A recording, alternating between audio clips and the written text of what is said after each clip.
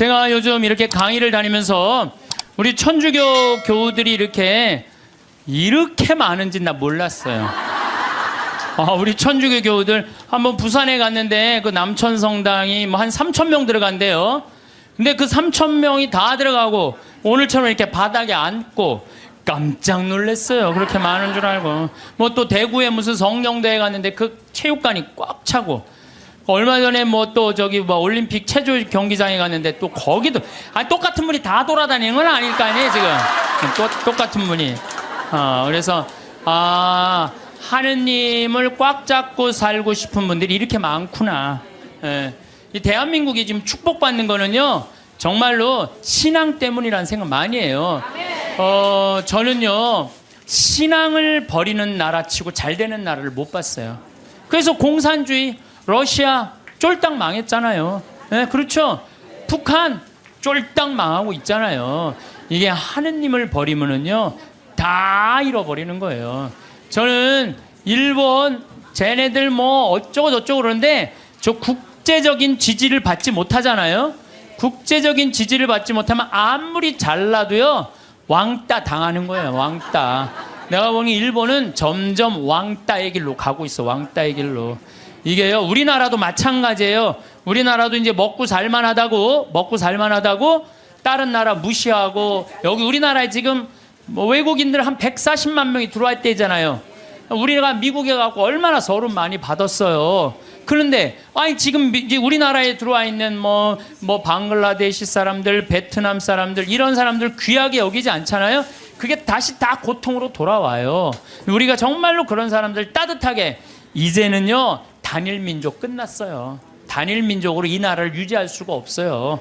그리고 시대가 어떤 시대인데 단일 민족 이거 따져요. 이거 꼭 아들 따지는 집하고 똑같은 거야. 아들 따지는 집하고. 이제는 지구는요 글로벌한 시대야. 이제 완전히 비행기가 있기 때문에요 한 집안이야. 그래서 생각을 완전히 바꿔야 돼. 다 하느님의 분신이라고 생각하면 돼. 예수님의 분신. 예수님의 분신이라고 생각하고 잘 대해주시면은 이게 나중에 다 덕으로 돌아와요. 그래서 옛날에 우리 어른들이 베푼 끝은 있다고 그러잖아요. 베푼 끝은. 그래서 여러분들 베푸는 삶, 이게 우리 국민들끼리만 아니더라도 지금 아프리카 그냥 어렵게 사는 사람들, 방글라데시, 저 남아메리카 고통스럽게 사는 사람들이 얼마나 많아요.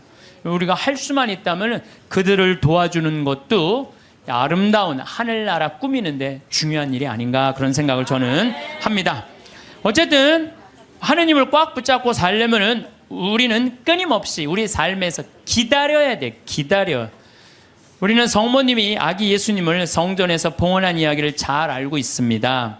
이때 성전에서 80살이 다 된 시메온은 성전을 떠날 수가 없었어요. 왜? 죽기 전에 하느님의 아들을 보게 될 것이라는 예언을 들었어요.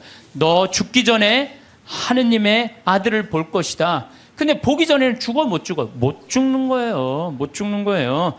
루카복음 2장 25절을 보면은요, 예루살렘에 시몬이라는 사람이 있었다. 이 사람은 의롭고 독실하며 이스라엘이 위로받을 때를 기다리는 이였는데 성령께서 그 위에 머물러 계셨다. 성령께서는 그에게 주님이 그리스도를 뵙기 전에는 죽지 않으리라고 알려주셨다. 그가 성령에 이끌러 성전으로 들어갔다. 그리고 아기에 관한 율법의 관례를 준수하려고 부모가 아기 예수님을 데리고 들어오자 그는 아기를 두 팔에 받아안고 이렇게 하느님을 찬미하였다. 주님, 이제야 말씀하신 대로 당신 종을 평화로이 떠나게 해주셨습니다. 제 눈이 당신의 구원을 본 것입니다. 이는 당신께서 모든 민족들 앞에서 마련하신 것으로 다른 민족에게는 계시의 빛이시오 당신 백성 이스라엘에게는 영광입니다. 한나라는 할머니도 84살이나 될 때까지 구세주를 기다려요. 성전을 떠나는 일 없이 단식하고 기도하며 밤낮으로 하느님을 섬겼다. 한나 역시 구세주를 두 눈으로 볼 수 있었어요. 이 사람들은 평생 성전 앞에서 누구를 기다린 거야? 구세주를 기다린 거예요. 그리고 그냥 그 아기 예수님, 완성되지도 않고 그냥 그 아기만 보고도 이 사람들은 큰 기쁨을 누릴 수 있게 된 거죠. 우리 신앙생활은요, 기다림의 연속이에요. 내 삶에 예수님께서 언제 문을 두드릴지 깨어 기다려야 한다는 거죠. 만약 여러분들 딸 중에 관연한 딸이 있어. 노처냐, 시집도 안 가고 44인데 44 시집에 딱 들러붙어 있어. 하도 답답하길래 점집에 가갖고 물어봤어. 우리 딸이 언제 시집을 가느냐고. 그랬더니 점쟁이가 딱 하더니 저 동북 쪽에서 올해 사람이 올 것이라고. 동북 쪽이면 내가 사는 강원도잖아요. 강원도.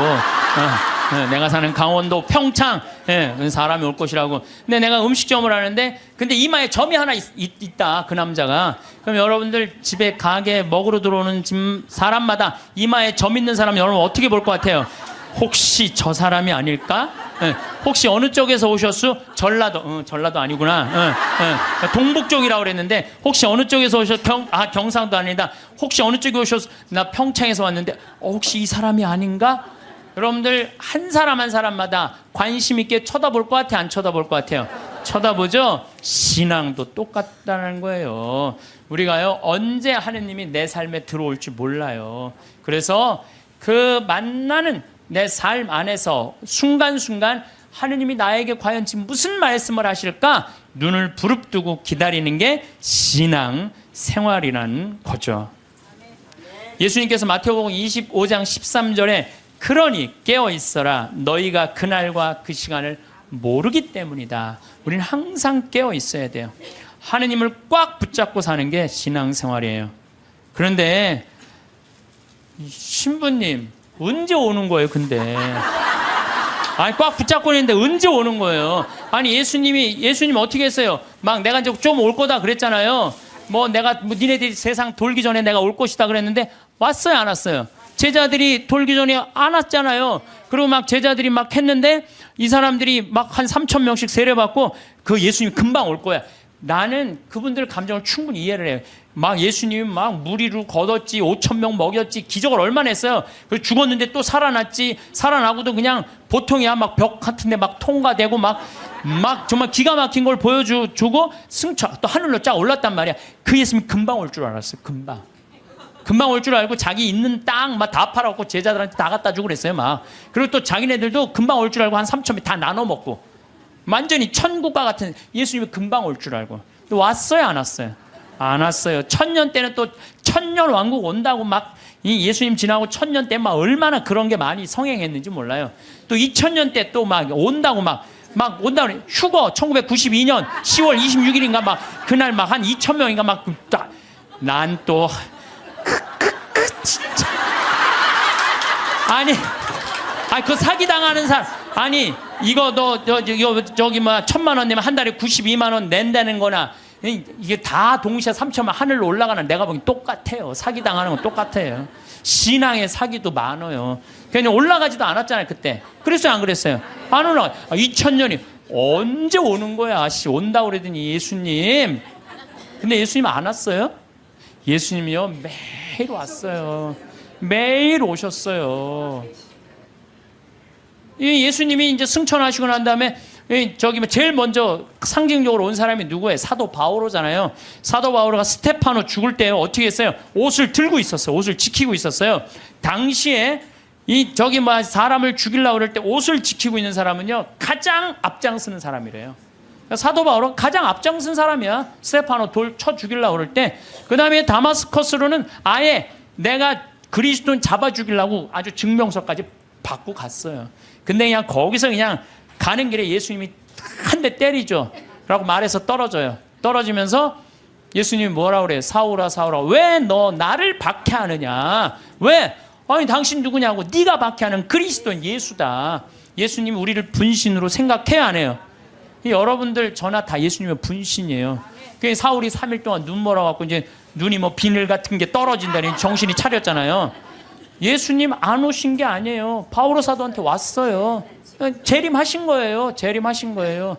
그러니까 하느님의 섭리는 예수님 승천하고 끝난 게 아니야. 그때부터 성령께서 오신 거예요. 예수님 말씀대로. 내가 가야 누가 온다? 성령이 온다 그랬잖아요. 내가 가야 성령이. 그러니까 성령이 온 세상에서 활동하고 계셔. 그리고 내가 베네딕토 아니야. 베네딕토. 우리 베네딕토 성인 480년 전에 수도원에 기초를 놓으신 분 아니에요. 근데 이 베네딕토 성인이 하도 저기 수도원 규칙을 세게 하고 반대하는 신부가 저기 베네딕토 성인이 수비학고라는 곳에 거기서 이렇게 바위에 들어가고 기도했거든요. 거기다 독을 타요. 독을 타갖고 빵 내리는데 그 까마귀가 갖고 날아가요. 그러면서 내가 저분을 하느님이 돌보는구나. 그래요. 하느님의 섭리는요 매 순간 있어요. 내가 이번에 나폴리에 갔어요. 거기에 주교님이 성인이면 야누아리우스라는 주교님이야. 350년경에 순교했는데 그분의 이제 시신이 이제 여기 성인 시신을 우리도 김대건 신부님이 그냥 다 온 세상 다 뜯어져 있잖아요. 턱뼈는 신학교가 있고 다리는 미리네가 있고 그냥 성인 그냥 시신. 그래갖고 이제 이 야누아리우스 성인도 막 시신이 떠돌아다니다가 900년에 다시 나폴리로 가요. 나폴리로 갔는데요. 이 놀라운 일이 벌어져요. 5월 첫째 주와 성인이 순교한 9월 19일 날은요. 이 성인의 그 굳은 피가요. 녹아요. 근데 이게 1000년 동안 똑같이 녹는 거야. 이 사람들이 의심이 얼마나 많아. 아무리 이걸 95도가 돼도 평상시에는 안 녹아요. 그럼 온도 때문에 녹는 거 아니냐. 그래갖고 그냥 실험을 또 하고 95도에 안 녹아. 그런데 5월 첫째 주하고 9월 19일 날은 어김없이 녹는 거예요. 이게 이해할 수 없는 일들이 너무너무 많이 벌어지는 거예요. 이게 다 하느님의 섭리. 하도 의심이 많으니까 하느님이 중간중간 삶 안에 있는데도 우리한테 보여주는 거지. 또 내가 제일 좋아하는 프란치스코 성인 1180년에 태어나서 1226년에 돌아가는 프란치스코 성인. 아버지 포목 장수였어요. 너무너무 부잣집 아들이었어. 근데 프란치스코 성인이 어디 전쟁에 갔다가 그냥 감옥 1년 있다가 와갖고 하느님이 그러는 거야. 예수님이 너 내 교회를 일으켜라. 내 쓰러진 교회를 일으켜라. 이 성인이 무슨 말인지 몰랐어요. 그래갖고 일으켜라. 내가 가난한 사람 도와주라는 얘기인가 보다. 아버지 포목 그 옷 훔쳐다가 가난한 사람 다 나눠줘요. 가난한 사람들 다 나눠주니까 아버지가 어떻게 해요? 에? 이놈의 새끼 이거 내 아들 아니다. 내 재산. 아버지 돈밖에 몰랐던 거지. 그래갖고 그냥 그 주교 앞에서 내 아들 이거 아들 안 하는 걸로 그랬더니 프란치스코 옷을 다 그 유명한 장면 있잖아요. 옷을 완전히 벗어서 아버지 앞에 주면서 오늘부터 내 아버지는 하느님이라고. 그러니까 주교님이 이렇게 옷을 감싸주잖아요. 귀도 주교님이. 그리고 이제 이 제2의 그리스도. 나는 아시시에 3번을 갔어요. 우리 프란치스코 성인이 돌아가시기 2년 전에는 이 오상발. 참, 이 오상이라는 것도요, 특별한 은혜 같아요. 고통스럽게. 근데 프란치스코 성인, 이번에 내가 우리 직원들하고 이제 아시시에 갔을 때 이번에는 또 다른 은혜를 느꼈어요. 다른 때는 장미 그 밭이 있어요. 프란치스코 성인이 성욕을 못 견뎌갖고 장미밭에 굴른 데가 있어요. 근데 그게 지금 800년이 지났는데도 그 자리에는 가시가 안 나는 거예요. 그 자리에는. 그래갖고 또 사람들이 의심이 얼마나 많아요. 그러니까 그 장미를 뽑아서 옆쪽 밭에 하면 가시가 나는데 가시 난 걸 다시 프란치스코 성인이 굴른 자리에 갖다 심으면 안 나. 그러니까 예수님이 그 기가 막힌 마음을 귀하게 여긴 거죠. 그리고 또 프란치스코 성인 보고 따라간 사람이 누구 있어? 글라라. 글라라는 어떻게 했어요? 글라라는 아버지가 장군이었어요. 왕족한테 시집 보내려고 그랬는데 나는 저 프란치스코 성인이 너무너무 정말 존경스럽다. 그런데요, 글라라 성녀는요, 정말로 이뻐요. 키도 크고. 프란치스코 성인 키도 조금 140밖에 안 돼. 145. 그 정도밖에 안 됐다고 그래. 아주 조그만. 근데 글라라 성녀는 시신에 가보니까 그대로 밀랍을 해놨어요. 글라라 성녀는. 근데 코도 오똑하고요. 정말로 예쁘게 생겨. 프란치스코 성인 진짜 못생겼죠. 나보다 더 못생겼다. 그래. 프란치스코 성인은. 나보다 더 못생겼는데도 이 글라라 성녀는 그 프란치스코 성인의 삶이 너무 거룩한 거야.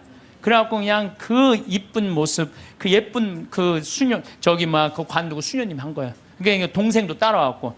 그러니까 그냥 프란치스코 성인도 아버지도 나중에 어떻게 해? 그 재산 다 팔고 수도자 돼요. 엄마도 수도자 되고. 결국은 다 따라가요. 그러니까 아버지가 장군이나 아버지가 얼마나 박해를, 그 아버지 죽고 엄마도 이 수녀님이 돼요. 그러니까 프란치스코 성인하고 글라라 성녀가 두 집을 다 말아먹었어요. 다 말아먹었어. 수도자로. 응. 그런데 이제 그 이슬람 십자군 전쟁할 때 이슬람군이 와서 수녀원을 전부 다 침공하려고 그래요. 그럴 때 수녀님들이 빨리 도망가자. 근데 글라라 성녀가 그래요. 우리가 어딜 도망가냐. 도망간다고 안 잡힐 것 같으냐, 저 사람들한테. 나한테는 최고의 무기가 있다. 그러니까 이제 이슬람 군인들이 그 끼에라 성당에 딱 오니까 성령께서 어떻게 해요? 성광을, 예수님 성체가 모셔진 성광을 두고 성당 꼭대기 가서 비추잖아요. 빛이 너무 강렬해갖고 다 눈이 멀잖아, 이 사람들이. 그러면서 이 사람들이 뭐라 그래? 여기는 우리가 가면 안 되는 데인 거. 그리고 그냥 지나가잖아요. 이게 다 하느님의 섭리라는 거, 섭리. 근데 여러분들, 우리가 이 일상 안에서 하느님의 일은 늘 벌어지고 있어요. 근데 우리가 눈이 멀은 거죠. 안 보이는 거예요. 또 성체 기적, 이거 우리가 빼먹을 수가 없어요. 여러분들, 성체, 란치아노 성체 기적이 있어요. 이게 인류 우리 교회사에서 첫 번째 있었던 기적이에요. 지금으로부터 1200년 전에 어느 날 바실리오 소속 한 수사 신부가 미사를 드리면서 이게 정말로 여 안에 예수님이 있을까? 이런 의심을 한 거예요. 그래서 이 신부가 의심을 품는데 그 빵과 포도주의 성변화를 위해서 축성을 하는 순간 갑자기 제병에 실제로 살이 변하는 거예요. 동그란 제병이 살로 변하고 포도주가 피로 변하는 거예요. 너무 놀란 신부는 이 사실을 숨길 수가 없어갖고 미사에 참석한 이들한테 보여줘. 옛날엔 다 뒤돌아서서 미사했잖아요. 이거 보여주는 거예요. 이거 예수님이 이게 지금 빵인데 살로 변했다. 성혈이 피로 변했다. 보여줘요. 인간 지방에 다 알려줘. 이게 첫 번째 기적이에요. 예. 근데 이 성당이 어떤 성당이냐면 예수님의 옆구리를 찔른 백부장, 이게 성 론지노라고 기념을 하는 거예요. 그 사람도 성인 회개하고 성인이 됐다는 얘기죠. 그 기념 성당에서 벌어진 거죠. 그래서 이게 역사상 최대의 성체 기적이라는 거죠. 예. 하느님이 의심을 품었던 수사 신부에게 보여준 하느님의 응답이었죠. 역사적으로 성체 기적에 대한 관심이 덜할 때도 있었지만은 란치아노의 신자들은 이 성체를 계속 모시고 있었어. 얼마 동안? 1200년 동안 모시고 있었던 거예요. 1200년 동안. 그런데 1971년에 그 주교들이 이게 진짜 사람 필까? 진짜 사람 살일까? 과학이 이제 발달했으니까 봉합한 걸 뜯어보자. 뜯어봤어요. 그래서 1970년과 71년에 해부학, 병리, 조지학, 화학 및 임상, 현미학 교수들, 이런 사람들이 모여갖고 그 수도원의 요청에 따라서 검사를 하기 시작했어요. 검사를 해보니까 1200년 전인데 성체는 이 진짜 피고 진짜 살이고, 그 살은 심장 근육에서 나온 살이다. 심장 근육. 우리 예수님 막 이렇게 심장 이렇게 있잖아요. 심장. 우리 예수님이 정말 심장. 그 다음에 살과 피는 인간의 완전한 살과 피다. 그 다음에 살과 피의 혈액형은 동일하다. 이게 나와서 그냥 한 게 아니야. 이게 UN, WHO에도 이게 기재가 돼요. 그래서 7개국의 전문가들이 다시 분석을 해요. 그러면서 이거는 도저히 인간의, 그 다음에 이 보통 평범한 걸로는 벗어난 거다. 인간이 설명할 수 없는 이건 기적이다. 그래서 성체의 신비, 이게 매 미사 때마다 일어나는 거죠. 또 이게 이제 800년에 벌어진 건데 1263년에 독일의 신부, 이 신부도 또 의심한 거야. 베드로 신부. 순례를 가던 중에 볼로냐라고, 이것도 이탈리아예요. 그런데 경건한 신부였는데도 불구하고 축성된 면병 안에 그리스도께서 실제로 계시다는 걸 믿기가 어려웠던 거예요. 경건한 신부였는데도. 그러니까 여러분들 의심하는 건 나도 이해도 돼요. 경건화되는데도 이러네요. 경건화되는 대로. 그런데 이가 순교자 크리스티나 무덤 위에 세워진 성당에서 미사를 거행하고 있는데 축성을 하자마자 축성된 면병에서 피가 흐르기 시작한 거예요. 그래서 신부 손가락을 적시고 제대와 성체포를 다 흘러내리죠. 그래서 신부는 당황을 하죠. 근데 당시 교황 우르바노 4세가 그 근처에 와 있었어요. 그래서 내가 의심을 했는데 이게 피가 이렇게 변했습니다. 사면을 해요. 근데 교황 우르바노 이 4세가 그거를 보고요, 성 토마스 아퀴나스 성인한테 이 성체는 그냥 우리가 기념이 아니라 이건 현존이다, 현존. 이 토마스 아퀴나스 성인한테 이 기적을 통해서 기도문을 하라고 그래요. 그게 바로 우리가 그 유명한 성체 창가예요. 여러분들 한 번씩 들어봤죠? 엎드려 절하나이다. 눈으로 보아 알 수 없는 하느님. 두 가지 형상 안에 분명히 계시오나 우러러 배울수록 전혀 알 길 없었기에 제 마음은 오로지 믿을 뿐입니다. 보고 맛보고 만져봐도 알 길 없고 다만 들음으로써 믿음 든든해지오니 믿나이다. 천주성자 말씀하신 모든 것을 주님의 말씀보다 더 참된 진리 없나이다. 십자가에서는 신성을 감추시고 여기서는 인성마저 아니 보이시나 저는 신성 인성을 둘 다 믿어 고백하며 뉘우치던 저 강도의 기도를 올리나이다. 토마스처럼 그 상처를, 이 토마스는 12사도가 예수님 이렇게 나타났다 그러니까 뭐라 그래, 난 내 손으로 그분 옆구리에 손 찔러보고 못자국 넣어봐야 된다, 그 토마스 얘기예요. 토마스처럼 그 상처는 보지 못하여도 저의 하느님이심을 믿어 의심 안 싸우니 언제나 주님을 더욱더 믿고 바라고 사랑하게 하소서. 주님의 죽음을 기념하는 성사여, 사람에게 생명 주는 살아있는 빵이여, 제 영혼 당신으로 살아가고 언제나 그 단맛을, 성체의 단맛을 느끼게 하소서. 사랑 깊은 펠리칸, 이 펠리칸 얘기는 잘 아시죠? 펠리칸이라는 새는 어떻게 해요? 자기 새끼가 이렇게 나무에다 하는 게 아니라 이렇게 모래밭에다가 이렇게 새끼를 하는데 그 독사들이 그 알을 너무너무 좋아하잖아요. 그래갖고 이 새끼들이 그냥 조금만 그 새끼 잡아먹으려고 독사들이 막 물으면은 피가 묽어져요. 그럼 펠리칸이랑 어미새가 와갖고 독사를 다 쫙 죽이고 그 새끼 배를 막 쪄요. 자기 배도 막 짜고, 새끼 배를 쪼는 건 뭐야? 독에 묻은 피가 빠져나가라는 거야. 그러니까 자기 맨 부리 앞에 거기에 피를 짜요. 여기 제일 뜨거운 피가 있어. 그래갖고 새끼 입에다가 그걸 넣어줘요. 그러면 이 피가 새나고 너무 진해갖고 새나가지가 않는 거야. 그래서 새끼가 다시 살아나는 거예요.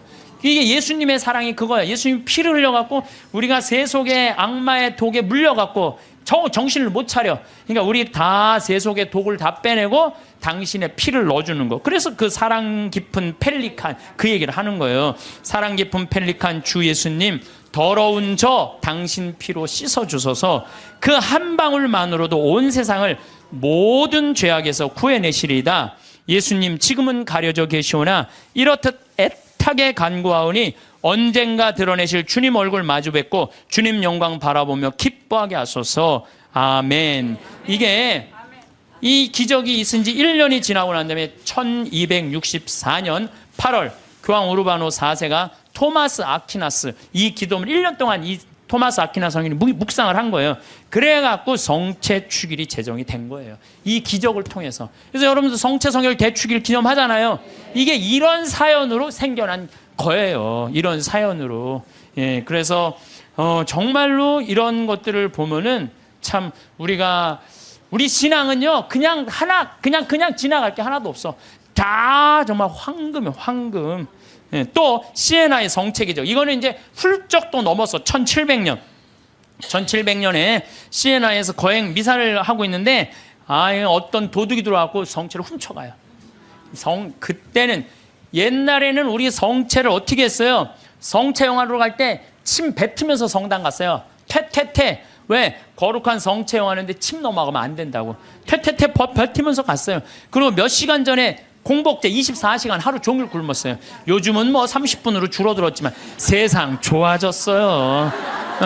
그래서 옛날에 그 왕림성당 125주년 한다고 그러는데 그 왕림성당에 그 동네 사람들이 다 갈 때요 너무 배가 고파고 하루 공복제를 지켜야 되니까 물 먹고 간 거 물 먹고 시내 물 먹고 그리고 이 태태태 침 뱉고 성체 깨끗하게 모신다고. 그런데 옛날에는 성체가로 떨어지는 것도 무서워서 쟁반 가지고 어떻게 했어요?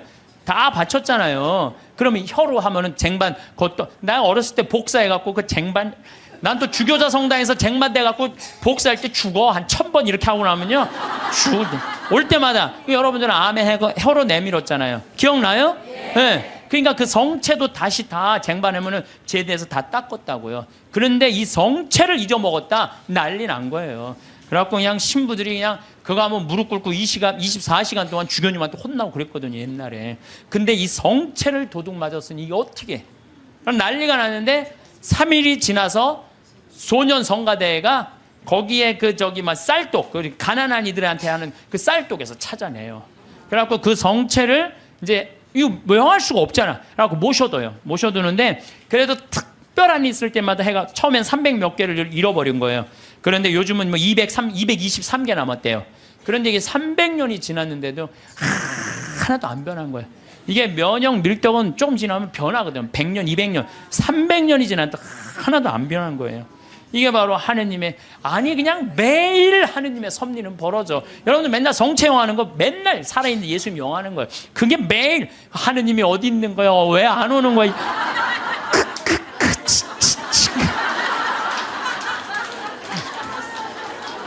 그래서 제가 자료를 좀 찾아봤어요. 그랬더니 이 성체에 대한 기적, 이런 기적이 이렇게 많아요. 이게 내가 평화방송에 부탁했어요. 이거 전부 쫙 자막으로 좀 내리라고. 이 참 많은 나라에서, 많은 지역에서 성체, 빵이 살로 변한 기적들이에요. 이게 전부 다. 그러니까 얼마나 답답했으면 예수님이 그렇게까지 했겠어요. 얼마나 믿음이, 이게 정말 없는 백성들, 예수님이 그렇게 해서 믿음을 강조한 거예요. 그래서 여러분들은 하느님은요, 그냥 뭐 어디 멀리 있는 게 아니라 내 삶 안에 지금 이 자리에서 현존하시는 분이 하느님이라는 거예요. 그리고 내가 제일 좋아하는 성모님, 우리 성모님 발현 봐봐. 과달루페 성모님. 과달루페 1531년 12월 9일 57세 요한 디에고한테 나타나잖아요. 그래갖고 내 성당을 져라. 그러니까 주교님한테 가서 얘기하라고 그러잖아요. 주교님한테. 그래서 주교님 성당을 지뢰는데요. 그러니까 주교님 미친놈 취급하잖아요. 여러분들도 저기 남만산 가는데 성모님이 나타나갖고 여기 염주교님한테 그 성당 남산에 지라고 들었어. 그래갖고 염주교님한테 저 성당 지뢰는데, 그럼 여러분들 바로 어떻게 할까요? 꽃꽂은 여자 치고 바로 하잖아요. 꽃꽂은 여자. 그래갖고 요한 디에고가 다음날 갖고 성모님 전하긴 전했는데 안 믿는 것 같다고, 그러니까 나한테 증표를 달라고 그러니까 저 12월 달이니까 이 멕시코 시티가 2000m 위에요. 12월 달은 굉장히 추워요. 장미는 언제 피죠? 6월 달에 피잖아요. 장미는 아주 더울 때. 사실은 여러분들 장미는요 3월 달에 4월 달에 개나리, 진달래, 벚꽃, 철쭉 다 떨어지고 난 다음에 6월 달에 피는 게 장미예요. 제일 더울 때 피는 게. 근데 12월 달에 장미가 핀 거예요. 산꼭대에 올라가 보니까. 그러니까 그냥 이게 너무 좋아갖고 그냥 장미를, 이게 망토에 딱 해갖고 갔는데 그 망토에 성모님이 새겨졌잖아요. 그게 바로 과달루페 성모님이에요. 근데 1500년이니까 지금으로부터 550년 전 사건, 450년 전 사건이잖아요. 근데 내가 또 과달루페도 갔죠. 과달루페 갔는데 성모님이요, 이뻐도 아니 진짜로, 진짜 그 기적의 그 성모님 그 망토가 그대로 모셔져 있어요. 또 어떤 사람이 저것 때문에 8년 만에 800만 명이 다 세례를 받은 거예요. 1531년 이 성모님 때문에. 그러니까 그리고 그냥 아메리카가 다, 이게 뭐예요? 아메리카가 다 성교가 된 거 아니에요. 그러니까 그냥 폭탄을 던져요. 그래갖고 지금은 교황청에서 방화 유리로 딱 막아놨어요. 방화 유리로 보내갖고. 그런데 쫙 보면은요, 그 성모님이 사진에 보면은 엘리베이터로 가게 돼 있어요. 우리가 걷는 게 아니라 엘리베이터 딱 쓰면 쫙 지나가요. 성모님 쫙 보면 엘리베이터 세 개에 왔다 갔다. 그럼 또 뒤에 앞에 가고 쫙 가. 이렇게 보면은요 정말로 아름다워요. 성모님이 참 아름다운 것 같아. 그래서 그 성모님 발현, 또 루르드 1858년 2월 10일부터 7월 16일까지 막 벨라데떼한테 나타나갖고 1854년에 무염시태의 어머니가 반포가 돼요. 원죄 없이 잉태된 성모님. 그 교리를 아는 사람이 거의 없었어요. 그때 교황청에서 발표한 건데, 이 피레네 조그만 데서 그 벨라데떼가 뭘 알아요? 학교도 안 다니는 애가. 근데 성모님 본당 신부가 너 그분 이름이 뭔지 물어보고 와. 그러니까 성모님한테 가고 본당 신부님 이름을 물어보고 오라고 그러는데요. 그랬더니 성모님 에라꾸에 소이 임마꿀라타 콘셉시우라고 그래. 이게 라틴어예요, 라틴어. 얘네들은 프랑스, 그리고 얘는 프랑스 말도 하는 거. 오늘 프랑스에서 한 분 오셨는데 프랑스 말도 아니에요. 얘네들은 피레네 아주 사투리 쓰는 애야. 그래갖고 얘가 또 막 외우고 가요. 에라소이 임마꿀라타 콘셉시오, 에라꾸에소이 임마꿀라타. 그래갖고 본당신부한테 딱 얘기해요. 에라꾸에소이 임마꿀라타 콘셉시오라는데요. 본당신부 놀래요. 너 그게 무슨 뜻인 줄 아느냐? 아니요, 나 모르는데 외우느냐고 죽을 뻔했어요. 나 죽을 뻔했어요. 그래요. 아니 벨라데떼가 진짜로 그래. 난 무슨 뜻인지 몰랐는데 계속 외우면서 왔다는 거 안 까먹으려고. 본당 신부가 이거 성모님의 발현이구나. 그래서 그 루르드에 거기에 목발 3000개, 5000개, 이제 그 목발 다 쳤어요. 의미가 없다는 거예요. 이 기적은요 매일 일어나고 있어요. 우리가 눈이 멀어서 못 보는 거죠. 눈이 멀어서.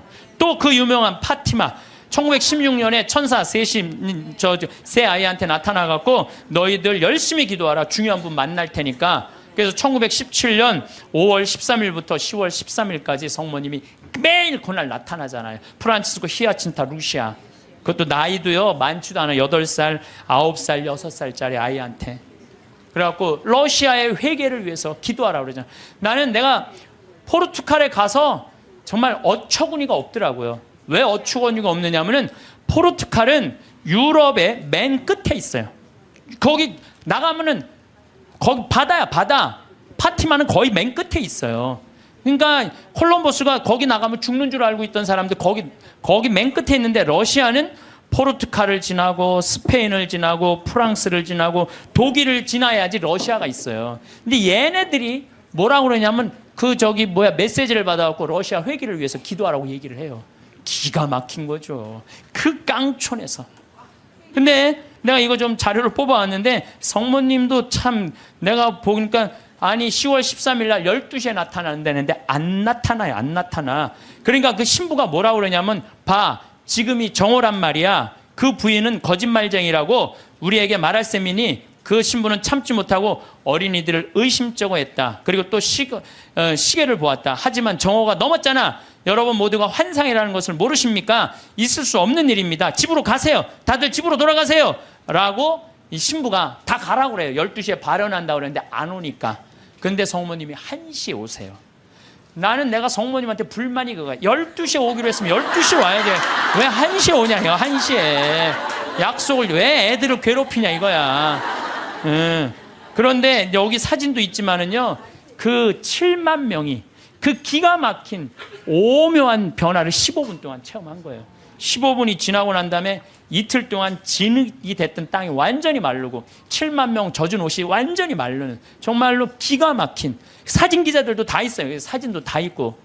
이런 하느님의 분명한 증거들이 있는데도 불구하고 하느님이 언제 오는 거야, 어디 있는 거야 이러니 얼마나 답답하냐 이거예요. 그런데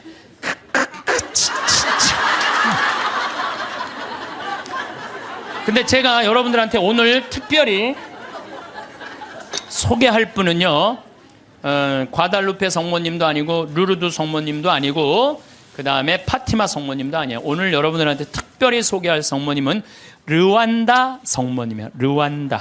르완다 성모님은 1981년 11월 21일 고등학교 16살짜리 여자의 알퐁신 무무레케라는 애한테 발현을 하세요. 르완다라는 나라는요, 제가 이번에 잠비아 가면서도 자세히 봤어요. 정말로 키베오 호수라고 아주 조그만 나라. 르완다는 1992년 3, 4년에 100만 명 학살한 그렇게 해서 여러분들 들은 나라예요. 그런데 이때 성모님이 나타나고 이 학살을 미리 예언을 해요. 회개하라고. 근데 이 아이는 너무 외로웠어. 자기가 너무 힘들었어. 그래서 성모님한테 뭐라고 그러냐면은, 성모님 나 너무 힘들어요. 외로워요. 그러니까 성모님이 나타나요. 그래서 나는 너를 위로하러 하늘에서 왔다 하시면서 메시지를 전해주길 바래요. 혹시 여기 계신 분들, 외롭고 힘든 분들 많을 거예요 아마.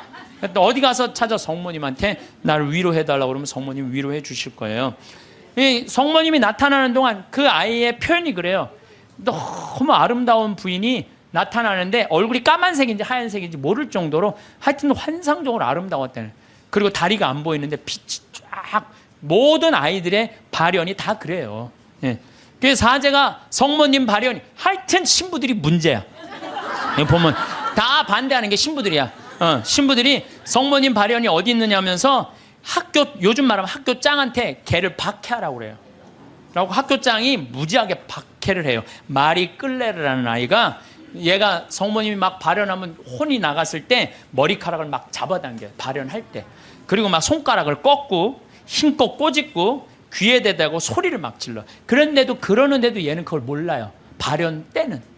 그 거의 탈원 상태에 들어간, 자기를 괴롭히는 걸 모르는 거죠.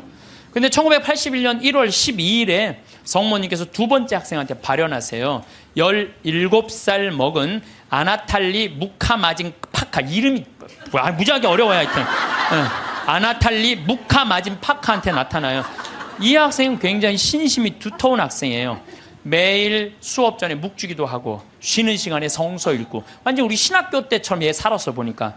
근데 이 아이한테 성모님이 나타나고 메시지를 빨리 회개해야 된다. 이 르완다라는 나라는 그 메시지를 좀 큰 고통이 올 것이다 라는 메시지를 전해줘요. 근데 제일 놀라운 거는 이 마리 끌레르 막 꼬집고 꺾고 머리끄댕이 끌어당기는 한테 성모님이 보기에도 너무 했나 봐. 얘한테 나타나요.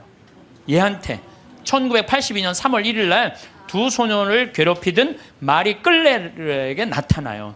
나타났을 때 얘가 너무 아름다운 부인이 자기한테 찾아왔을 때 환시를 부정합니다. 왜? 자기가 박했잖아. 애들 둘을 괴롭히고. 이 10대 소녀는 자신이 조롱하고 공격했던 두 소녀가 자기를 속이는 거라고, 성모님이 나타나 속인 거라고 확신해요. 속인 게 아니라 자기가 미쳤거나 악마에 사로잡혔다고 생각을 해요. 그러나 성모님의 안심시키는 목소리로 마리 끌레르는 완전히 사람이 변해요. 그러니까 그동안 미안했다고 눈물을 하면서 이 두 소녀와 함께 이 세 소녀는 성모님의 이게 내가 왜 여러분들한테 교황청 인정이 떨어졌어요. 교황청에서. 그건 확실한 성모님 발현이다. 근데 사실은 여기에 더 놀라운 거는 셰가타샤라는 남자아이예요. 이 남자아이한테 누가 나타나요? 예수님이 나타나요. 예수님이. 근데 문제는 얘는 성당에 안 다니는 애예요. 뭐 성당에 안 다니는 사람한테도 많이 나타나요. 그래서 저는 이게 이제 평화방송에도 나가겠지만 가끔 이런 얘기를 해요. 우리 교회에만 구원이 있다 이렇게 말하는데 그거는요 모르는 소리예요. 아니 그럼 얘한테 나타나지 말아야지. 그렇지 않아요? 그런데 이 동네는 아예 예수님을 모르는 동네예요. 그리고 여러분들 아프리카 가봤어? 안 가봤으면 말을 하지 마세요. 아프리카는 우리가 생각하는 것처럼 전선이 있는 것도 아니고 방송이 있는 것도 아니에요. 그러니까 내가 밤에 한번 다녀봤는데 진짜 이 사람들이 차가 없으니까 다 걸어 다녀요. 저 경상도 시골에서 살 때 그 어렸을 때 가면 막 귀신 나온다, 불빛 막 이상한 불빛 그거하고 똑같아 지금도. 그러니까 시골은요 완전히 차단된 데야. 거기는 성당도 없고 교회도 없고 아무것도 없는 애야. 얘는 학교도 안 다니는 애야. 성당이 예수님이 뭔지도 모르는 애야. 이 예수님이 나타나고 성서에 대한 얘기 다 해주고 사도신경 다 알려주고 그 다음에 나는 이 셰가타샤한테 예수님이 해준 말이 너무 마음에 들어서 여러분들한테 얘기를 해줘요. 모든 사람에게 말하여라. 성경을 읽고 내가 한 말을 찾아보아라. 그러니까 여러분들 제가 이 교우들한테 안타까운 게 뭐냐면 신앙생활 할 때 보면 막 특별한 뭐가 나오기를 바라는 분들이 있어요. 그런 거 없어요. 특별한 게 어디 있어요? 내 손에서 뭐가 나오길 바라는데 내 손에선 아무것도 안 나와요. 내 손에선 아무것도 안 나와요. 그런데 특별한 게 아니에요. 예수님이 강조하는 건 성서 2000년 전에 예수님이 와서 하신 말씀을 보라는 거예요. 그 안에 다 들어있어. 모든 우리의 답답한 거 궁금한 거 어디에 다 들어있어? 성서에 다. 그러니까 모든 사람에게 말하여라. 성경을 읽고 내가 한 말을 찾아보아라. 내가 예전에 한 말을 모두 믿고 그대로 살아라. 아멘. 최후 심판 날에는 이중적인 의미가 있다. 각자에게 심판의 날은 곧 죽음의 날이다. 전 인류에게 있어서 최후 심판 날은 나의 재림날이 될 것이다. 어떤 날이든 그날은 모든 사람이 하느님을 더 가까이. 이게 멸망이 아니야. 여러분들 최후 심판, 재림 이걸 멸망으로 하는데 멸망이 아니에요. 완성이에요. 완성.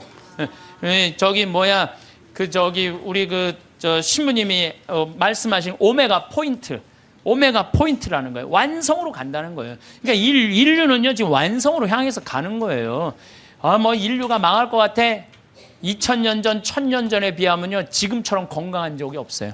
지금처럼 전쟁이 없는 적이 없어요. 지금처럼 건강한 적. 여러분들 생각을 해봐. 200년 전에 이 중에 70%는 다 종으로 살았어요. 사람 같지도 않게 살았어요. 이 중에는. 그렇죠? 양반 비율이요. 충청도가 제일 많았는데 15%였어요. 15%. 나머지는 다 평민, 상민, 종으로 살았어. 나머지는 다. 그러니까 지금 여러분들 시대가 좋아서 종이 어딨어. 그렇지 않아요?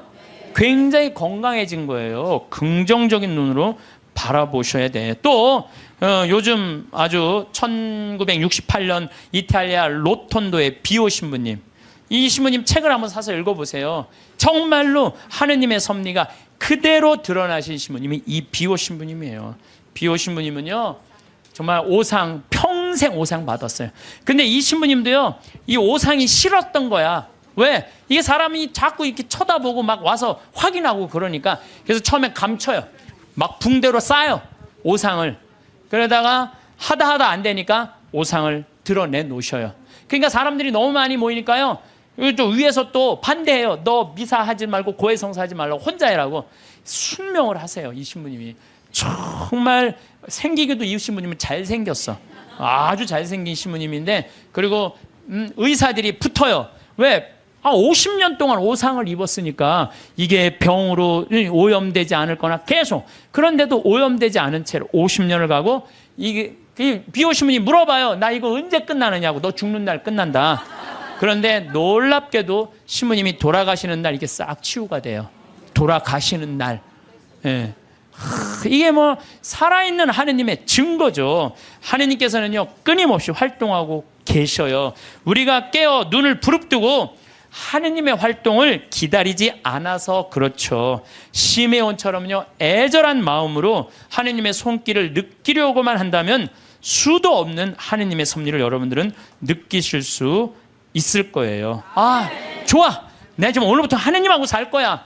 근데 내가 지금 빨리 나가서 택시를 잡아야 돼. 내가 기도하면은 내가 막 택시가 금방 올 거야. 하느님이 보내줄 거야. 그래갖고 그냥 막 나가고 딱 하느님이 딱 택시를 보내줘서 역시 하느님은 내 기도를 들어주셔. 이런 분은요, 신자가 아니라 환자예요. 환자. 이런 분들은 신자가 아니라 환자예요. 환자. 하느님은 특별한 일에 내 삶에 관여하시는 게 아니에요. 일상 안에 관여하시는 거예요. 그래서 그 유명한 얘기가 있죠. 어떤 정말 기가 막히게 열심한 하느님의 섭리를 매일매일 믿는 사람이 이제 동네 홍수가 났어. 그래갖고 이제 911에서 방송을 한 거예요. 이제 빨리 저 피신하십시오. 지금 위험하니까 빨리 피신하십시오. 그랬더니 이 사람은 그러는 거야. 나는 하느님이 와서 구해줄 거다. 홍수가 와도 노아가 그 홍수가 났을 때 하느님이 구해줬듯이 나는 구해줄 것이다. 근데 이제 다 피했는데 이 사람은 안 피한 거야. 그래갖고 보트가 왔어. 보트가 와갖고 빨리 타시라고. 그랬더니 나는 하느님이 구해줄 건데 이 보트에 이 많은 질문 어떻게 신으면 하느님이 완벽하게 구해줄 테니까 니네들 가라. 얼마나 버팅겼는지 그 보트가 못 구했어요. 그러고 난 다음에 이제 또 물이 차갖고 지붕까지 했네. 지붕에 올라가고 헬기가 왔어. 헬기가 빨리 타라고. 이거 안 타면 이거 죽는다고. 걱정하지 마. 하느님이 와서 구해줄 테니까 당신 가라고. 마지막 이 사람 죽었어요. 죽어갖고 하느님한테 따졌어요. 하느님, 왜 나를 안 구해주러 왔느냐. 노아, 내가 그렇게 애절하게 기도했는데도. 그랬더니 하느님이 어이가 없다는 듯이 무슨 소리냐. 나는 너한테 3번 보냈다. 한 번은 방송으로 보내고, 한 번은 배로 보고, 한 번 헬리콥터까지 보냈다.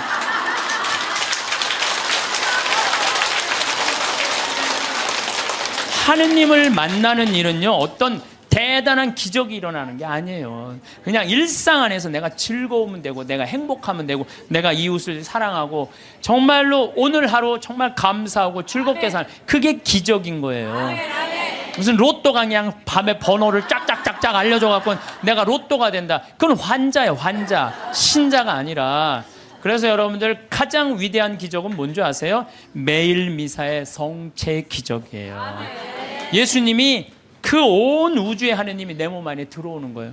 얼마나 가슴 떨리는 일이에요. 얼마나 설레는 일이에요. 그렇지 않겠어요? 그러니까 여러분들 미사 참례, 이 미사 참례를 통해서 예수님을 영화할 수 있는 분들은요, 이 하늘나라 속에서 사는 분이에요. 그래서 제가 지난 1, 2, 3회에 대해서도 뭐라고 말씀을 드렸냐면, 이 예수님은 지금도 우리 삶 안에서, 내 삶 안에서 관여하고 계신다. 하느님만 꽉 붙잡고 살면은 하늘나라 경계 없다, 이 세상. 그래갖고 내가 정말로 열심히 사는 사람 가슴에 뭐가 있어? 여건이 있어. 믿음이 굳건한 사람들은 가슴에 여건이 있어. 하늘나라는 요즘은 다 비행기 보낸대요. 비행기 딱 탈 때 여건 심사할 때 뭐만 내면 돼? 여건 딱 내고 어떻게 싹 웃으면서 죽을 때 나 1조 이거 어떻게 하면 좋아? 발버둥 치지 마시고 죽을 때 통장에 500만 원 딱 남기고, 자, 이 세상 나는 이제 그리던 하늘나라 떠난다. 여행 탈 때 비행기 타면 막 가슴이 설레잖아요. 죽는 것도요, 설레는 일이에요. 죽는 거 설레는 일 아니에요? 새로운 삶으로 올라가는 과정인데 얼마나 설레. 그러니까 설레니까 우리 그냥 그 최 신부님 손잡고 우리 마리아 할머니가 씩 웃으면서 이 세상 떠나듯이 여러분들도 마지막 날 웃으면서 떠날 수 있는 그런 분들 되기를 바라겠습니다. 우리는 살면서 기적을 기다립니다. 막혔던 길이 갑자기 열리거나 불가능해 보이던 일이 한순간에 이루어지는 그런 극적인 순간을 상상하곤 합니다. 영화 속 장면처럼 하늘이 열리고 빛이 쏟아지는 그런 특별한 경험 말입니다. 하지만 그런 거대한 순간만을 바라보다 보면 우리는 정작 중요한 것을 놓치게 됩니다. 진짜 기적은 화려한 포장지 속에 담긴 것이 아니라 평범한 일상이라는 상자 속에 조용히 자리하고 있기 때문입니다. 큰 어려움이 찾아왔을 때를 생각해 봅니다. 우리는 그때 결정적인 한 방을 기다립니다. 모든 것을 단번에 해결해 줄 무언가, 하늘에서 내려오는 구원의 손길 같은 것을 간절히 바라게 됩니다. 그 마음은 너무나 자연스럽고 당연합니다.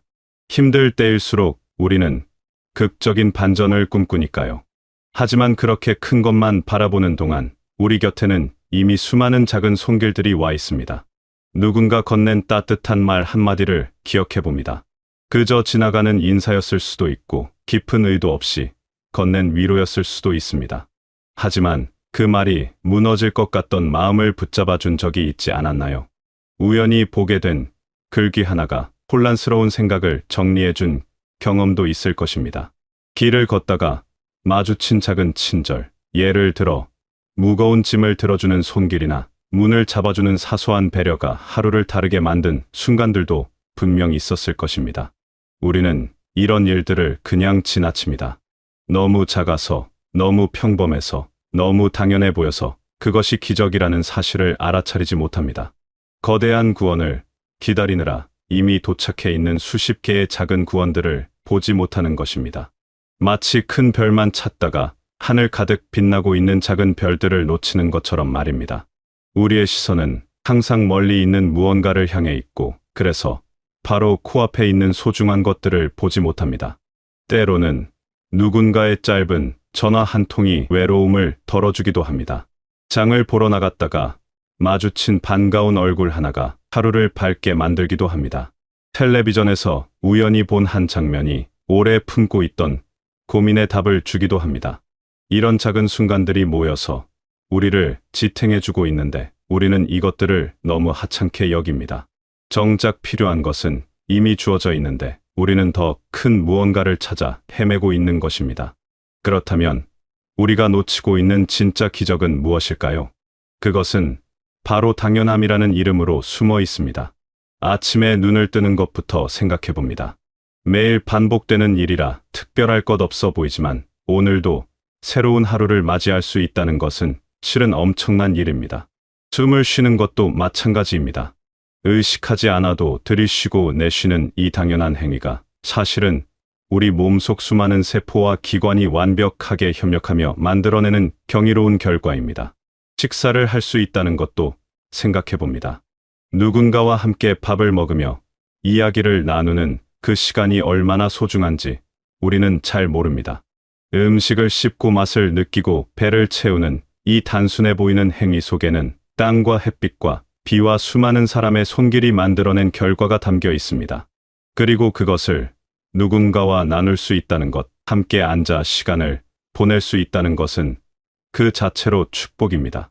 한 끼 식사 안에도 이렇게 많은 기적이 숨어 있습니다. 미소 지을 수 있는 마음도 그렇습니다. 누군가를 향해 웃을 수 있고 좋은 감정을 나눌 수 있는 이 능력이 얼마나 귀한 것인지 생각해 봅니다. 아픔 속에서도 작은 기쁨을 발견할 수 있는 힘, 어려움 속에서도 누군가에게 따뜻함을 전할 수 있는 여유, 이런 것들이 모두 기적입니다. 우리는 이것을 당연하게 여기지만 사실 이보다 더 놀라운 일은 없습니다. 걸을 수 있다는 것, 볼 수 있다는 것, 들을 수 있다는 것, 생각할 수 있다는 것. 이 모든 평범한 일들이 사실은 극적인 어떤 사건보다 더 경이로운 삶의 섭리입니다. 우리 몸은 매 순간 수억 개의 작은 기적들을 일으키며 작동하고 있습니다. 심장은 쉬지 않고 뛰고 뇌는 끊임없이 정보를 처리하며 면역 체계는 보이지 않는 곳에서 우리를 지켜줍니다. 이것이 기적이 아니면 무엇이 기적이겠습니까? 계절이 바뀌는 것도 생각해 봅니다. 봄이 오면 꽃이 피고, 여름이 오면 나무가 무성해지고, 가을이 오면 열매가 익고, 겨울이 오면 모든 것이 쉬어갑니다. 이 순환이 수천 년 동안 어김없이 반복되어 왔다는 사실이 놀랍지 않습니까? 우리는 이것을 자연의 법칙이라고 부르며 당연하게 여기지만 조금만 다르게 보면 이것만큼 신비로운 일도 없습니다. 비가 내리는 것, 바람이 부는 것, 해가 뜨고 지는 것, 이런 자연의 모든 현상이 우리 삶을 가능하게 만듭니다. 만약 하루라도 해가 뜨지 않는다면, 비가 전혀 내리지 않는다면, 공기가 움직이지 않는다면 어떻게 될까요? 생각만 해도 두려운 일입니다. 하지만 우리는 이런 것들이 매일 완벽하게 작동하고 있다는 사실을 의식하지 못합니다. 너무 당연해서 보이지 않는 것입니다. 창밖을 내다보는 것만으로도 수많은 기적을 발견할 수 있습니다. 나무가 바람에 흔들리는 모습, 새들이 날아다니는 모습, 구름이 천천히 흘러가는 모습, 이 모든 것이 완벽한 조화 속에서 움직이고 있습니다. 우리가 특별히 무언가를 하지 않아도 세상은 이렇게 스스로 작동하며 우리에게 아름다움을 선물합니다. 사람과의 관계도 마찬가지입니다. 사랑하는 사람이 곁에 있다는 것, 믿고 의지할 수 있는 사람이 있다는 것, 전화 한 통으로 안부를 나눌 수 있는 사람이 있다는 것, 이런 것들이 모두 기적입니다. 수십억 명의 사람 중에서 만나게 되고 서로를 알아보고 마음을 나누게 되는 과정 자체가 이미 놀라운 일입니다. 하지만 우리는 관계가 주어진 것처럼 여기며 그 소중함을 잊고 살아갑니다. 기억도 기적입니다. 지나간 일들을 떠올릴 수 있고 소중했던 순간들을 마음속에 간직할 수 있다는 것이 얼마나 놀라운 능력인지 생각해 봅니다. 기쁨과 슬픔, 웃음과 눈물, 만남과 이별, 이 모든 경험들이 우리 안에 쌓여서 지금의 우리를 만들었습니다. 과거를 기억할 수 있기에 우리는 배우고 성장할 수 있습니다. 이것 또한 당연한 것 같지만 실은 너무나 특별한 선물입니다. 말을 할 수 있다는 것, 자신의 생각을 표현할 수 있다는 것도 기적입니다. 마음속에 있는 것을 소리로, 글로, 표정으로 전달할 수 있는 이 능력 덕분에 우리는 서로 이해하고 연결될 수 있습니다. 만약 이 능력이 없었다면 우리는 얼마나 외롭고 답답했을까요? 하지만 우리는 매일 말하고 듣고 소통하면서도 이것이 얼마나 대단한 일인지 생각하지 않습니다. 집이 있다는 것, 비바람을 피할 수 있는 공간이 있다는 것도 생각해 봅니다. 편안히 쉴 수 있는 곳, 따뜻하게 지낼 수 있는 곳, 안전하게 잠들 수 있는 곳이 있다는 것은 얼마나 큰 축복인지 모릅니다. 이것 역시 너무 당연해서 감사를 잊게 되는 것들 중 하나입니다. 그렇다면 어떻게 해야 이런 기적들을 발견할 수 있을까요? 기적은 일어나는 것이 아니라 발견하는 것입니다. 이미 우리 주변에 우리 삶 속에 가득 차 있는 기적들을 알아보는 눈을 가져야 합니다. 그 열쇠는 바로 감사입니다. 당연하게 여겼던 것들에 고마움이라는 이름을 붙여줄 때 우리의 평범한 일상은 비로소 빛나기 시작합니다. 아침에 일어나서 감사할 수 있습니다.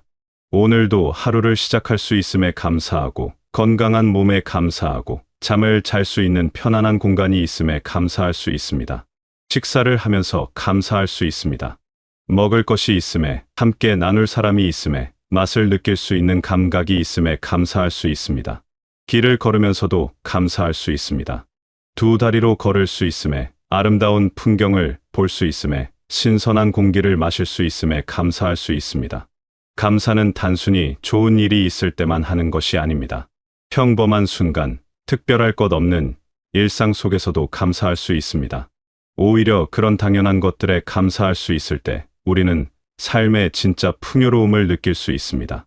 감사는 우리의 시선을 바꿉니다. 부족한 것을 보던 눈이 가진 것을 보게 되고, 잃은 것을 세던 마음이 남아있는 것을 세게 됩니다. 이렇게 시선을 바꾸면 우리 삶은 완전히 달라 보입니다. 똑같은 하루인데도 전혀 다른 의미로 다가옵니다. 평범했던 순간들이 소중하게 느껴지고, 무심코 지나쳤던 일들이 특별하게 보입니다. 이것이 바로 기적을 발견하는 삶입니다. 새로운 무언가가 생기는 것이 아니라 이미 있던 것을 다르게 보게 되는 것입니다. 가장 큰 은총은 대단한 것을 받는 것이 아닙니다. 일상의 소중함을 깨달을 수 있는 눈을 갖게 되는 것입니다. 평범함 속에서 특별함을 발견할 수 있는 마음을 갖게 되는 것입니다. 당연함 속에 숨어 있는 감사를 느낄 수 있는 감각을 갖게 되는 것입니다. 이런 능력이야말로 우리가 받을 수 있는 가장 큰 선물입니다. 기적을 기다리며 살 수도 있습니다. 언젠가 찾아올 특별한 순간을 꿈꾸며 오늘을 그냥 흘려보낼 수도 있습니다. 하지만 그렇게 하면 우리는 지금 이 순간에 일어나고 있는 수많은 기적들을 놓치게 됩니다. 미래의 큰 기적을 위해 현재의 작은 기적들을 포기하는 셈입니다. 그보다는 지금 여기서 감사할 수 있는 것들을 발견하며 사는 것이 훨씬 풍요로운 삶입니다. 오늘 마주친 작은 기쁨들, 오늘 느낀 작은 감동들, 오늘 나눈 작은 따뜻함들, 이런 것들을 소중히 여기며 살아가는 것입니다. 그러다 보면 어느새 우리 삶 전체가 기적으로 가득 차게 됩니다. 여러분의 삶도 이미 기적으로 가득합니다. 다만 그것을 알아차리지 못하고 있을 뿐입니다. 눈을 뜨고 주변을 둘러보면 감사할 것들이 끝없이 보일 것입니다. 당연하다고 생각했던 모든 것들이 사실은 경이로운 선물이었다는 것을 깨닫게 될 것입니다. 그리고 그 순간 여러분의 평범한 일상은 더 이상 평범하지 않게 됩니다. 지금 이 순간도 기적입니다. 숨을 쉬고 있고 이 글을 읽을 수 있고 생각할 수 있고 느낄 수 있는 이 모든 것이 기적입니다. 오늘 하루도 감사할 일들로 가득할 것입니다. 작은 것에서부터 감사를 발견하고 평범한 것에서 특별함을 느끼며 당연한 것에서 소중함을 깨닫는 하루가 되시길 바라겠습니다. 그렇게 살아가다 보면 여러분의 모든 날들이 기적으로 빛나는 삶이 되시길 바라겠습니다. 길 바라겠습니다. 길 바라겠습니다. 길 바라겠습니다. 길 바라겠습니다. 길 바라겠습니다. 길 바라